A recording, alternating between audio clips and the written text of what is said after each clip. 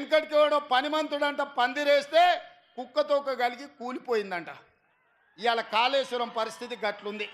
1,02,000 కోట్లు అక్షరాల కాళేశ్వరం ప్రాజెక్టు కోసం 1,02,000 కోట్ల రూపాయల కాంట్రాక్టర్లు మెక్కుతే చంద్రశేఖరరావు గారు బుక్కితే కట్టిన కాళేశ్వరం కూలిపోయింది.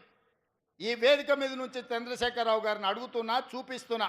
మేం కట్టిన శ్రీశైలం, నాగార్జున సాగర్, అదేవిధంగా జూరాల, నెట్టంపాడు, కోయిల్ సాగర్, శ్రీరామ్ సాగర్, ఈ ప్రాజెక్టులన్నిటినీ శ్రీపాద ఎల్లంపల్లి ప్రాజెక్టులను 50 ఏళ్ళు 60 ఏళ్ళ నుంచి పండిత్ జవహర్లాల్ నుంచి మొదలు పెడితే డాక్టర్ వైఎస్ రాజశేఖర రెడ్డి వరకు మేం కట్టిన ప్రాజెక్టులు ఎట్లున్నాయో ఒక్కసారి రా.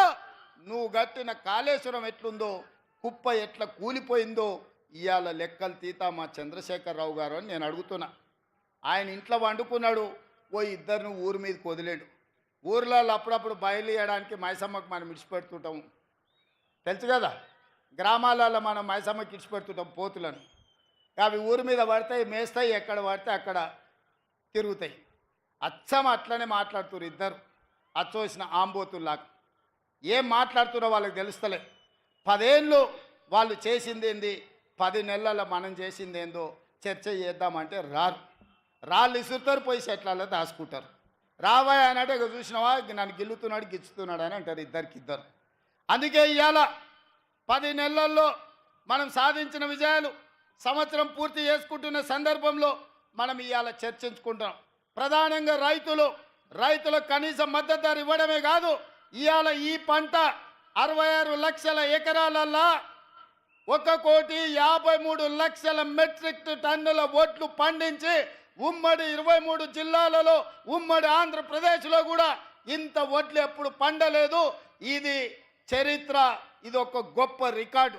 కాళేశ్వరం నుంచి చుక్క నీళ్లు లేకపోయినా వ్యవసాయ శాఖ మంత్రిగా, సివిల్ సప్లైస్ మినిస్టర్గా ఉత్తమ్ కుమార్ రెడ్డి గారు ఇవాళ ఈ రికార్డును సాధించారు.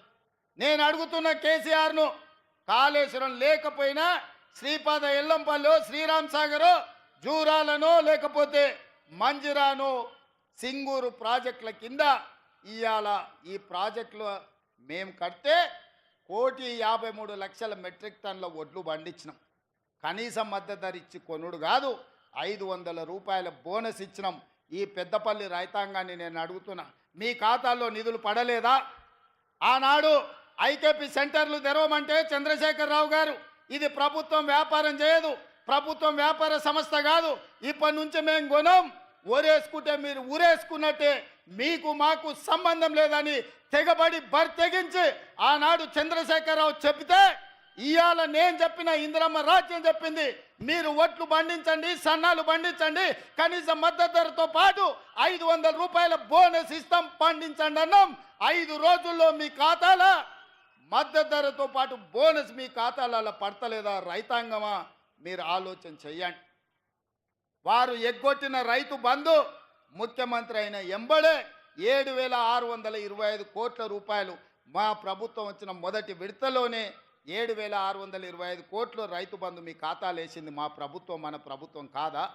ఇవాళ రైతు రుణమాఫీ 25,35,000 మంది రైతులకు 21,000 కోట్ల రూపాయలు 10 నెలల్లోనే మన ప్రభుత్వం 21,000 కోట్ల రూపాయల రైతు రుణమాఫీ 2 లక్షల వరకు చేసి చరిత్రను తిరగరాసిన చరిత్ర తెలంగాణ రాష్ట్ర ప్రభుత్వాన్ని.